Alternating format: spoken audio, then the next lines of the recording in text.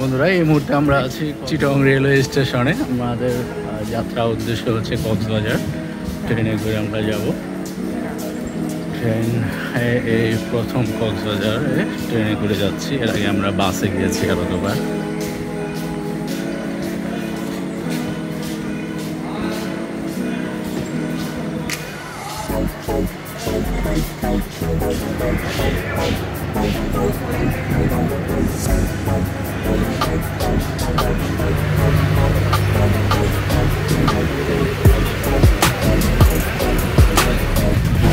এখন ট্রেনটি যাচ্ছে ঐতিহ্যবাহী কালুরঘাট ব্রিজের উপর দিয়ে। ব্রিজটি রিসেন্টলি মেরামত করা হয়েছে এবং ট্রেন চলাচলের উপযুক্ত করা হয়েছে। দীর্ঘদিন পরিত্যক্ত অবস্থায় ছিল এবং রেল চলাচলের জন্য অনুপযুক্ত ছিল। এটা আমাদের বুয়েটের ইঞ্জিনিয়াররা মেরামত করেছে।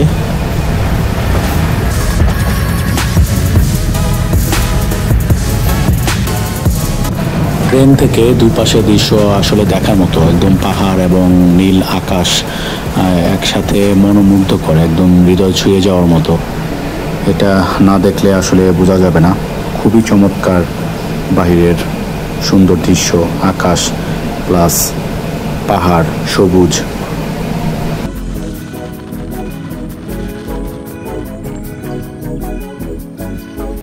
অবশেষে দেখতে পেলাম সেই কাঙ্ক্ষিত station, Cox's Bazar iconic railway station. একদম চোখ ধাঁধানো।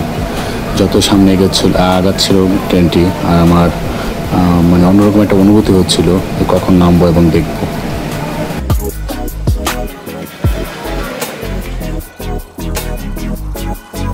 ওই পারে যেতে হবে, তবে এখানে সিঁড়িতে উঠতে হবে, কারণ এখানে অ্যাক্সিলেটর আছে কিন্তু এখনো চালু হয়নি। সিঁড়ি দিয়ে উঠে ওই পারে যেতে হবে। ওই পারে গেলে প্ল্যাটফর্ম যেতে করতে হবে আমাদের।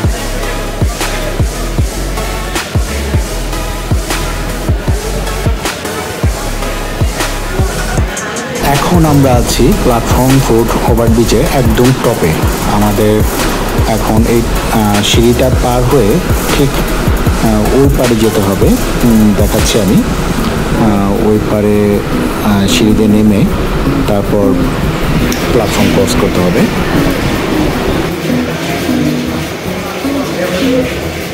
এসকেলেটর চালু হলে অবশ্য কষ্ট কমে যাবে। এখন আমাদের সিঁড়িতে উঠতে হয়েছে, তাই অনেক ঝামেলা পোহাতে হয়েছে।